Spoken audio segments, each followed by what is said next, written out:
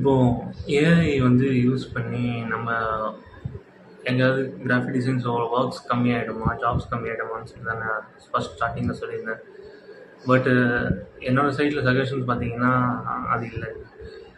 கண்டிப்பாக graphic designers வந்து marketing சைடில் பிஸ்னஸ் இம்ப்ரூவ் பண்ணோன்னா கண்டிப்பாக அதோட க்ரியேட்டிவிட்டி மைண்ட் செட் வந்து நம்ம தான் போகணும். ஸோ அதோட கொலாபரேட்டிவ் நம்ம இல்லாமல் ஜஸ்ட் ஏஐ வச்சு எதுவுமே மார்க்கெட்டிங் பண்ண முடியாது. ஏன்னா கம்ப்ளீட் ஒரு பிராண்டோ இல்லை கம்ப்ளீட்டாக ஒரு கண்டென்ட் இல்லாமல் கொடுக்க முடியாது நம்ம. ஸோ அது பார்த்திங்கன்னா கண்டிப்பாக நம்மளுக்கு ஏஐ இருந்தாலும் கூட நம்மளுக்கு ஒர்க் கம்மியாக ஒர்க் ஃபாஸ்ட் பண்ணிக்கலாம். ஸோ ஒர்க் பண்ணால் ஃபாஸ்ட் ஆகும். பட் இது மூலயமா வந்து ஜாப்ஸ் இருக்காதா, இது இருக்காதான்னு கேட்டிங்கன்னா, இது கண்டிப்பாக ஜாப்ஸ் இருக்கும். கண்டிப்பாக ஏஐ இருந்தாலும் கூட ஒர்க்ஸு ஜாப்ஸ்லாம் நம்மளுக்கு கிராஃபிக் டிசைனர்ஸ்க்கு கண்டிப்பாக கிராஃபிக் டிசைன் ஃபீல்டு இருக்குது.